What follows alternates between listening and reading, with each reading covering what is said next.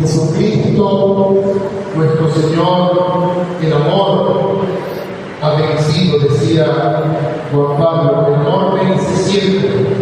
Hoy podemos decir que el amor ha vencido, la tumba no tuvo poder para contener el amor. La tumba no ha tenido poder para contener el amor, porque el amor de Dios es inconmensurable. Y por eso estamos hoy, domingo de resurrección, muy contentos, muy felices, gozosos, porque esta fiesta, esta alegría de este domingo, la prolongamos todos los domingos del año, sabiendo que Cristo está vivo, vive en su palabra, vive en los sacramentos, de modo especial en la Eucaristía, y vive también en su comunidad. Por eso reconocemos la presencia del Señor en medio de nosotros. Nos acompañan signos litúrgicos nuevos para esta Pascua. Hoy el signo pascual al centro de la asamblea nos recuerda que Él vive y que Él es la luz que ilumina la historia de la humanidad y también nuestra historia. Queridos hermanos, la resurrección de Jesucristo, nuestro Salvador, está reseñada en los 4 evangelios. Si vemos, por ejemplo, la institución de la Eucaristía, tan importante para nosotros, los cristianos, no está reseñada en los 4 evangelios. Juan omite el relato de la institución de la Eucaristía. O, por ejemplo, el lavatorio de los pies tampoco está reseñado en los 4 evangelios, ni siquiera la Navidad. Marcos, por ejemplo, no dice una palabra sobre la infancia de Jesús. Toda la infancia que conocemos de Jesús por la divina revelación, es decir, por la Sagrada Escritura y la Sagrada Tradición, la conocemos de modo muy especial a través de Lucas y Mateo. Pero Marcos y Juan omiten no dicen una palabra sobre la infancia del Señor. En cambio, la resurrección sí está reseñada en los 4 evangelistas. Y esto nos hace pensar que no podía ser de otra manera, porque la resurrección es el corazón de nuestra fe. Si Cristo no ha resucitado, dice Pablo, es nuestra fe. Diríamos en criollo, en venezolano criollo, apaga y vámonos. Si Cristo no resucitó, apaga y vámonos. Porque no tendría sentido la asamblea si no fuera justamente porque Él vive y vive presente entre nosotros. Pero más que reseñar hechos, los evangelios, recordemos, nos transmiten verdades históricas, eventos acontecidos, pero más que reseñar hechos, nos transmiten una verdad y la vivencia de los discípulos, de las primeras comunidades cristianas. Si Cristo no hubiese resucitado, decíamos, sería malo nuestra fe y sería un filósofo más de la antigüedad. ¿Qué diferencia había entre Jesús de Nazaret y Sócrates, Aristóteles, Anaximandro o cualquier otro filósofo antiguo? ¿Qué diferencia había? Si Cristo no hubiese resucitado, sería simplemente un personaje interesante de la antigüedad. Pero Jesús no es Jesús. El Evangelio nos dice que Jesús es el Hijo de Dios Altísimo. Como bien profesó Marta en el 4º domingo de Cuaresma, 5º domingo de Cuaresma, tú eres el Hijo de Dios que vence la muerte. En la vigilia, queridos hermanos, ayer leíamos el Evangelio de Mateo. En cambio, todos los años vamos a leer la vigilia, un Evangelio distinto. En cambio, todos los años en esta misa se proclama el mismo pasaje de Juan, el Evangelio de Juan. Y eso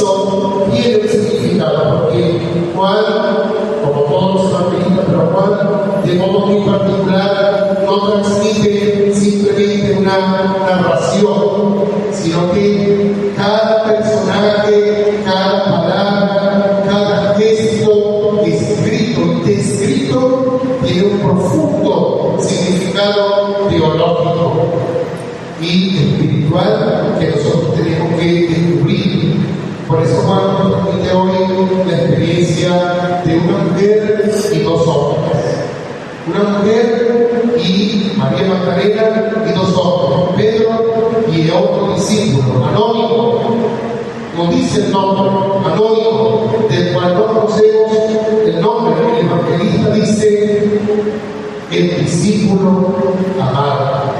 En la tradición exegética, en estos tantos años de reflexión del Evangelio, los exégetas creyeron que Juan se refería a sí mismo, a la edad del discípulo amado.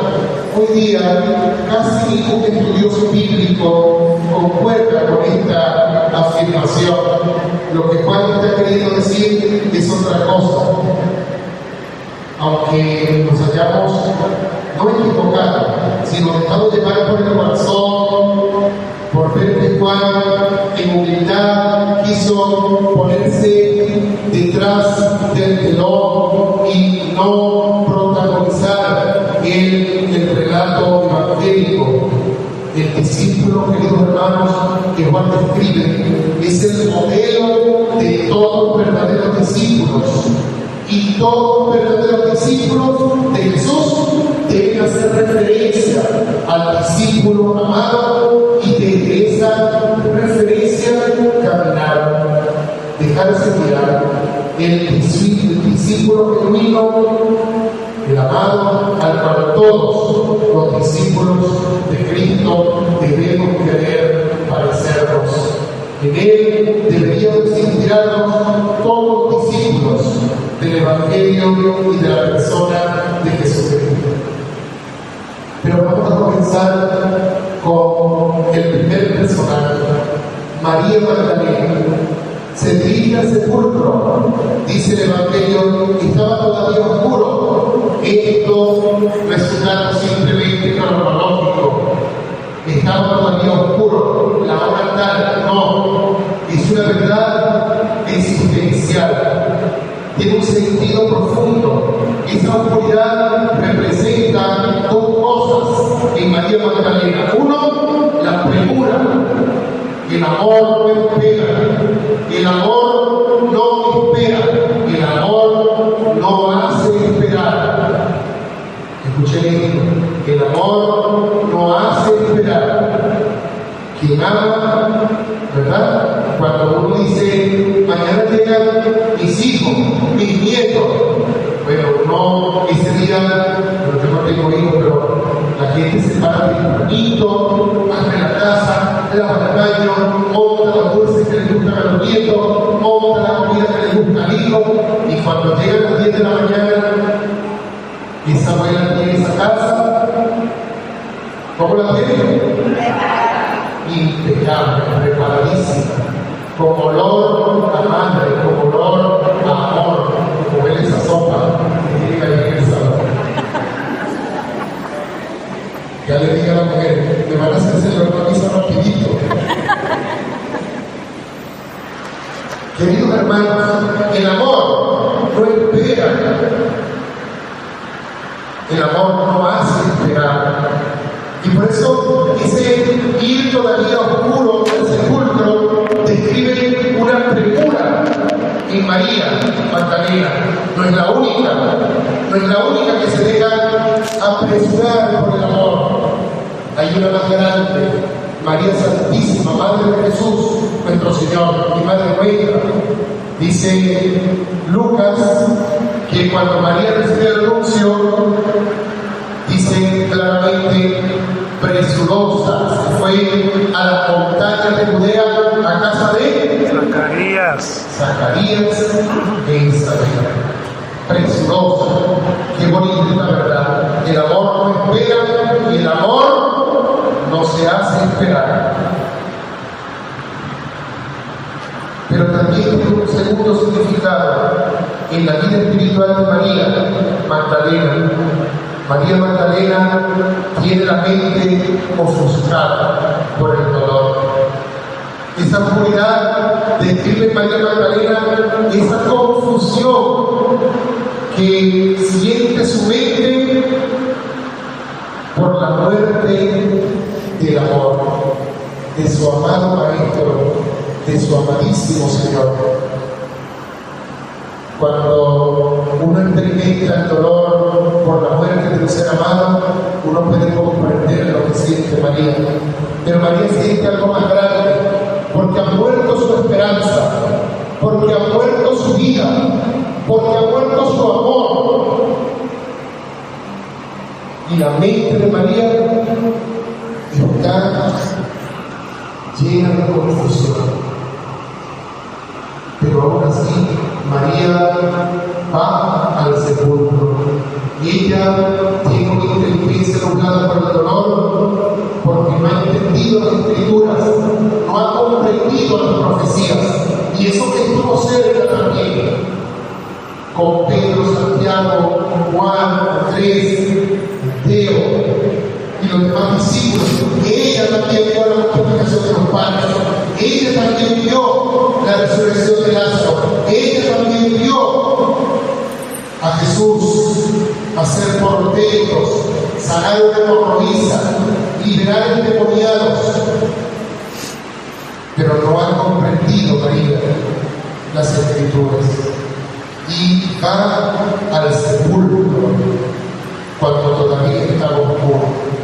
No va a ser testigo de la resurrección. Dice claramente el pasaje bíblico que María va con los aceites que había preparado para la sepultura del Señor. Es decir, ella va a completar el rito de sepultura del cuerpo del Señor. Según las costumbres judías, el cuerpo debía ser todo limpiado de la sangre y debía ser todo ungido con aceites y aromas. Ella no va al sepulcro solamente movida por el dolor, va a cumplir un deber. No va con expectativas, no va llena de ilusión, vamos a decirlo, no va para ser testigo de la resurrección, pero mientras caminaba hacia el sepulcro, sin darse cuenta, camina hacia la luz, un camino hacia la luz. El camino de María al sepulcro es un camino en oscuridad, pero es un camino hacia la luz. Se pone esta pregunta: ¿quién moverá la piedra por mí? ¿Quién la quitará?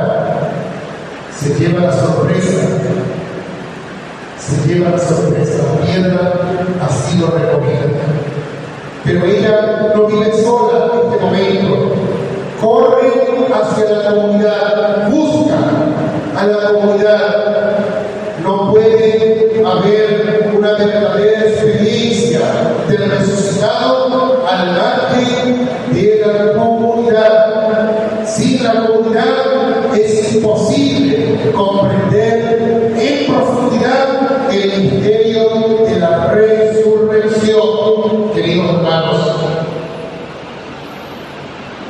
Por eso, uno de los pecados contra el espíritu es el cisma,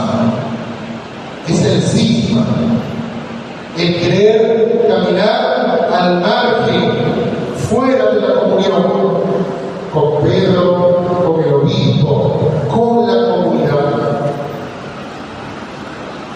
María no hace ese itinerario, María hace un itinerario distinto, va hacia la luz, llegando al sepulcro no entra, vuelve a la comunidad y lleva su experiencia todavía corta, todavía, digamos, incompleta de la resurrección. Y así entran en escena los otros dos discípulos, Pedro y el discípulo amado, el anónimo. Los dos corren, pero el discípulo amado llega primero, llega antes, porque el amor no solamente tiene prisa, el amor no solamente no hace esperar, hay otras características que tiene el amor. El amor empuja, el amor atrae.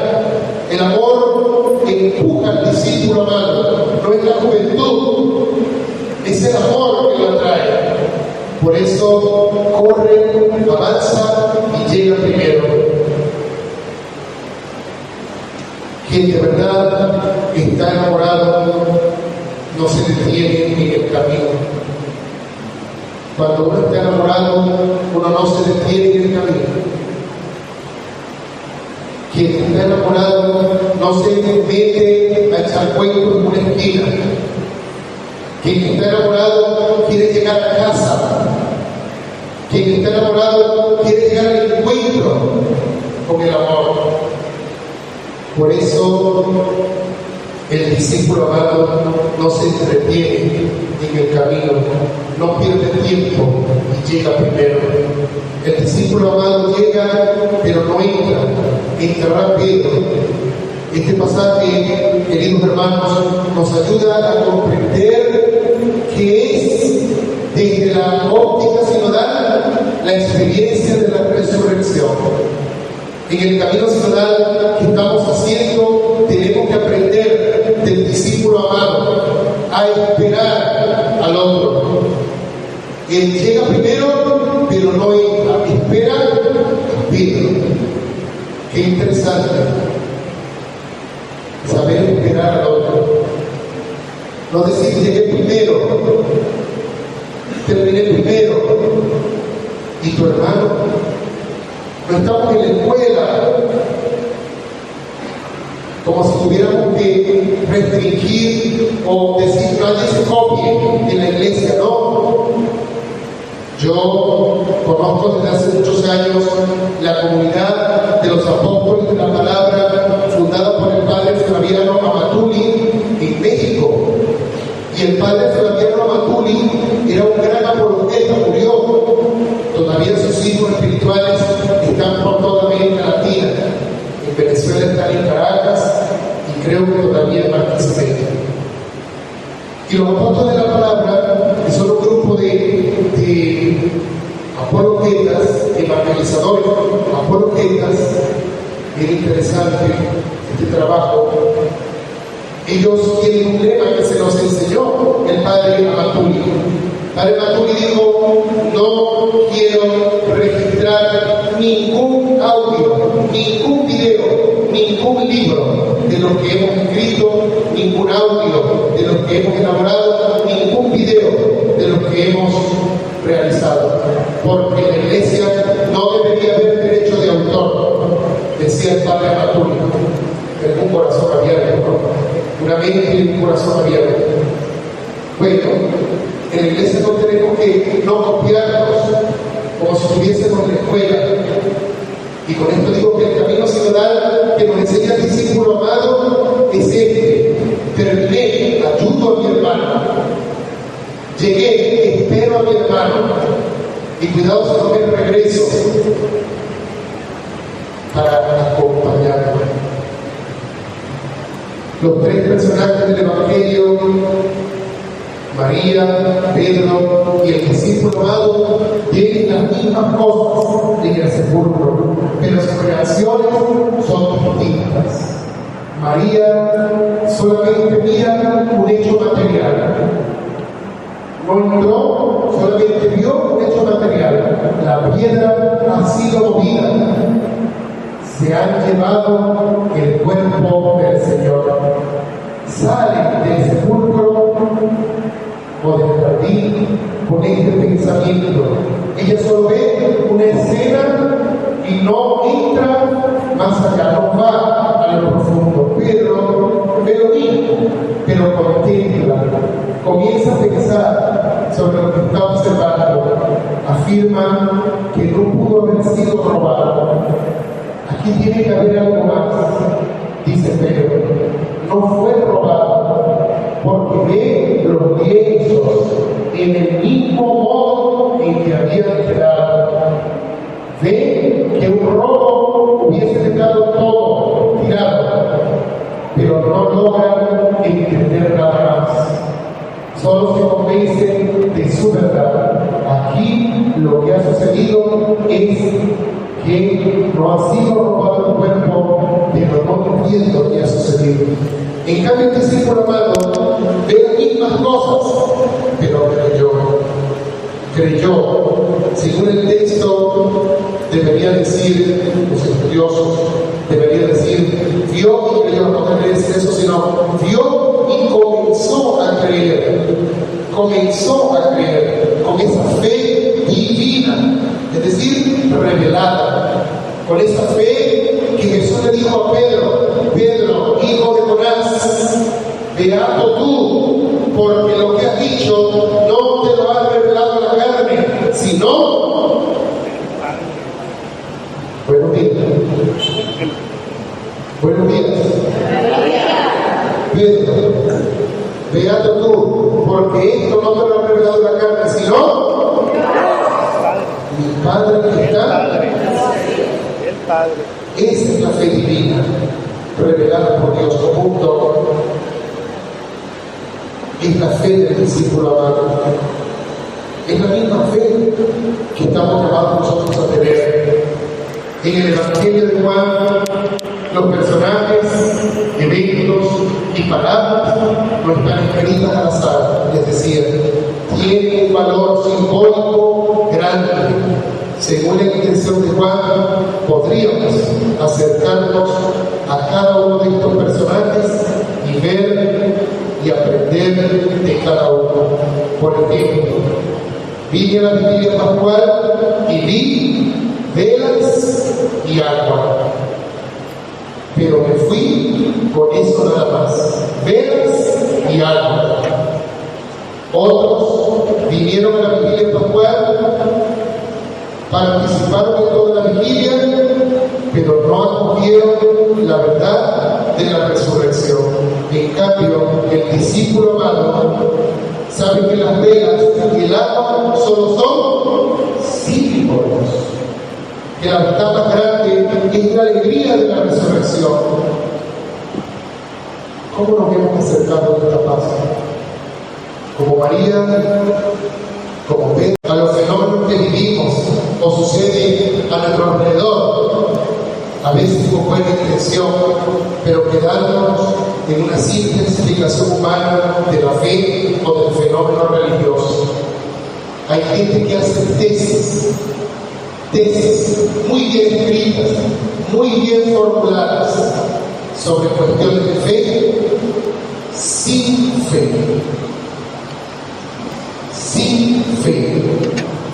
sin la fe del discípulo amado. Por eso, queridos hermanos, este discípulo amado aparece 7 veces en el Evangelio de Juan. Este discípulo, sabemos que el número 7 es un número casual en la Biblia. Sabemos que es un número que describe perfección, plenitud, completez. El discípulo amado es un discípulo completo, es un discípulo verdadero, es un discípulo auténtico. Me contaba un sacerdote amigo que una amiga suya fue a Alemania, y le dijo: padre, ¿qué quieres que te traiga de Alemania? Y este padre le dijo: tráeme por favor unas Adidas, pero eso sí, original, porque Adidas son alemanas. Quiero que sean originales, compradas allá. Y la señora volvió después de un mes con las Adidas y decía: made in China.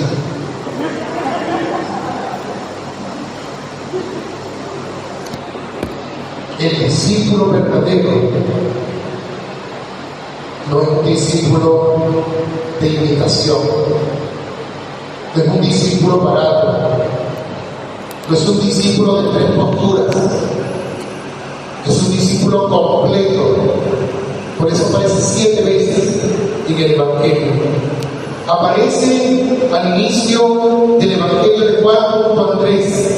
Escuchó a Juan Bautista decir: este es el Cordero de Dios, y lo siguió. Si alguien nos invita a conocer a Cristo, sigamos. El verdadero discípulo, el discípulo amado, escucha a quien le invita a conocer a Cristo, y escucha y sigue a quien lo invita a tener amistad con Cristo. Aparece también en la última cena, cuando Jesús estaba hablando de traición. Es el único único de los discípulos, el único que intuye quién es quién en ese lugar. Es el único capaz de escuchar con el corazón de Jesús. Y eso le da una intuición, porque se pone en sintonía, como buena nueva, en sintonía con el corazón de Jesús. Aparece en la casa del sumo sacerdote, cuando todos escurrieron el arca, cuando todos dijeron que no podían, cuando todos pretendieron estar solos y en tarima, cuando todos huyeron o reunieron compromisos, como tanta gente que cuando le decimos, hermano, ¿será que puedes aceptar este servicio? Yo no quiero compromisos en la iglesia. Yo no quiero compromisos en la comunidad.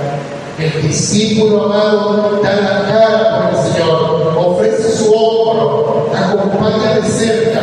El discípulo amado se cansa igual que nosotros, pero con gusto acepta el llamado. Aparece en fin con María Santísima y las otras mujeres al pie de la cruz. El discípulo amado en el Calvario para recibir aquella hermosa misión, todos sabemos cuál: acoger a María en su casa, como dice la hermana Reina, ¿verdad? Si quieres ser discípulo amado, tienes que acoger a María en tu casa. Pero el discípulo amado, acogiendo a María, demuestra su capacidad de recibir a Jesús en su intimidad, en su mente y en su corazón, porque el discípulo amado no es un discípulo solo cuando lo ve, sino también cuando está en casa y se muestra como realmente es. ¿Cómo es cuando está solo? ¿Cómo soy cuando estoy solo? Por eso llega en la resurrección y más allá. Cuando en el mar de Galilea fueron a pescar Pedro y los otros 6 discípulos, allí también estaba el discípulo amado en esa barca, junto a Pedro y otros apóstoles.